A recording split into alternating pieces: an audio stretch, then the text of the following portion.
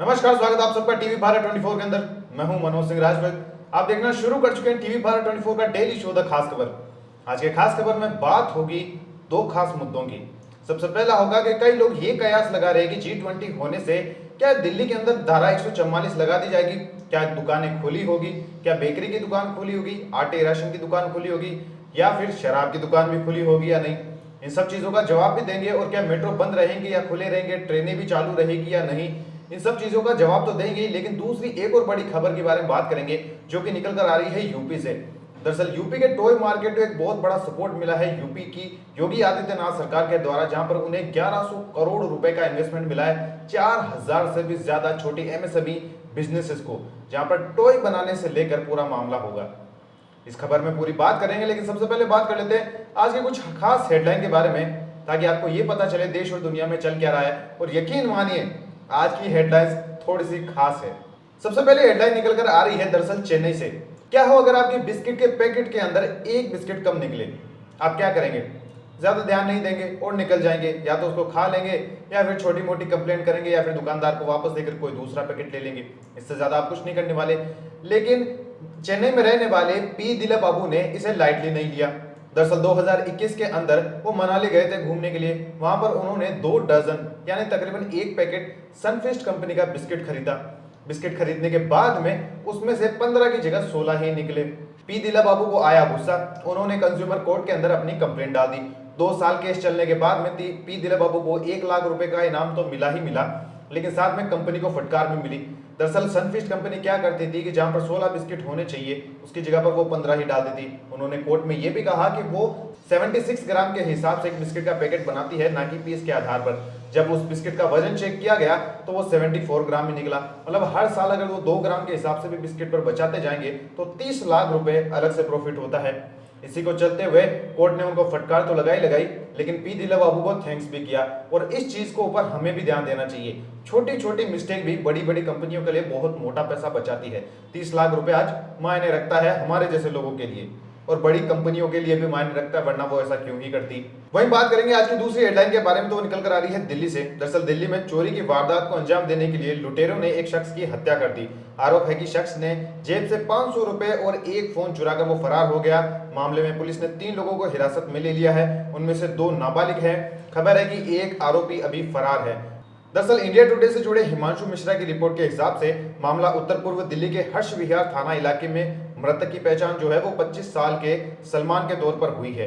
बुलंदशहर से लखावटी गांव का रहने वाला लड़का था, जो ज्योति नगर के पास में अपनी पानीपुरी की रेडी लगाता था। 31 अगस्त की रात को मंडोली के शमशान घाट के पास कुछ बदमाशों ने उसे लूटने का इरादा बनाया। सलमान को घेर लिया, फिर जब उसने उसका विरोध किया तो आरोपी ने कथित तौर पर उसे पीछे से पकड़कर कई बार चाकुओं से हमला किया। हमला करने के बाद में सलमान की जेब से 500 रुपए और मोबाइल चोरी कर लिया। अगली सुबह तकरीबन 7 बजे पुलिस को मामले की सूचना मिली। टेक्निकल सर्विलांस और मुखबरी की जानकारी के बाद पुलिस ने 21 साल के अभिषेक ठाकुर और 17 साल के 2 नाबालिग बच्चों को गिरफ्तार कर लिया है। उनके पास से हत्या में इस्तेमाल हुए चाकू और खून से सने हुए कपड़े तक बरामद हुए। सलमान का जो मोबाइल था उन लड़कों ने उसे 1600 रुपए में बेच दिया है। अभी जो मुख्य आरोपी है वो पकड़ा नहीं गया है। इस मामले में अगर कोई भी अपडेट आएगा तो आपको टीवी भारत 24 पर देखने को तो जरूर मिल जाएगा।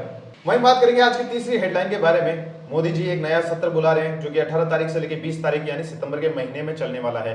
5 दिन चलने वाली इस कमेटी के अंदर या फिर इस बैठक के अंदर अभी तय नहीं है कि किन मुद्दों के ऊपर बातचीत की जाएगी। ना पक्ष और विपक्ष को भी इसके ऊपर कोई खबर नहीं है।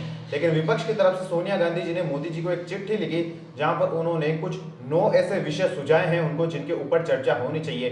कई लोगों को लगता है कि इसके ऊपर चर्चा होगी कि इंडिया का नाम हटाकर पूरा भारत ही रख दिया जाए। आपको पता है ये कंट्रोवर्सी होगी, जबकि ये कंट्रोवर्सी होनी नहीं थी। भारत सरकार ने इसको साफ तौर पर मना कर दिया है। चाहे इंडिया नाम हो चाहे भारत हो, देश वही रहने वाला है, लोग वही के वही रहने वाले हैं, सत्ता वही रहने वाली है, सब कुछ सेम रहने वाला है। नाम चेंज करने से कुछ खास इतना फर्क नहीं पड़ने वाला।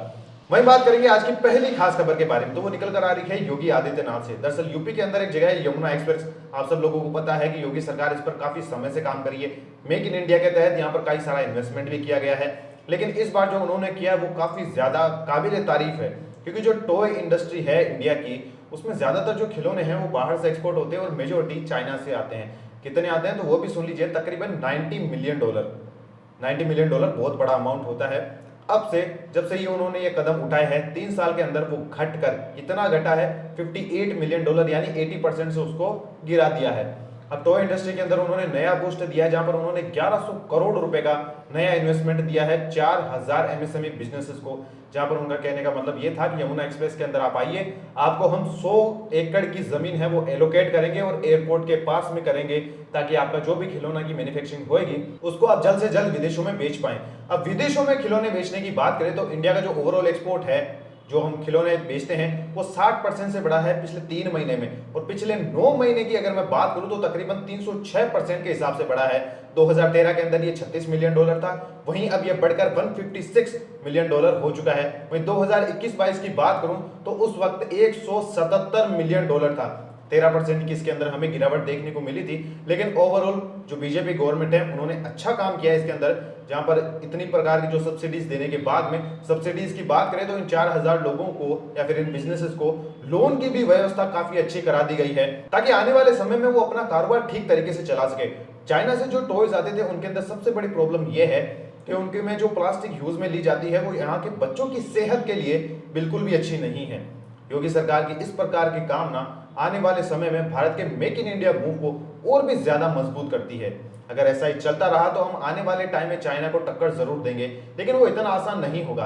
दरअसल चाइना पूरी दुनिया का 80% टॉयज बनाती है, कितना तो तकरीबन $102 बिलियन का। उसको टक्कर देने में अभी हमें बहुत ज्यादा समय लगेगा, लेकिन हम अगर इसी रफ्तार से चलते रहे, अगर हर साल हम 40 से 50% की ग्रोथ टॉयज मार्केट में करते रहे तो आने वाला समय से भारत की ही तूती बोलेगी।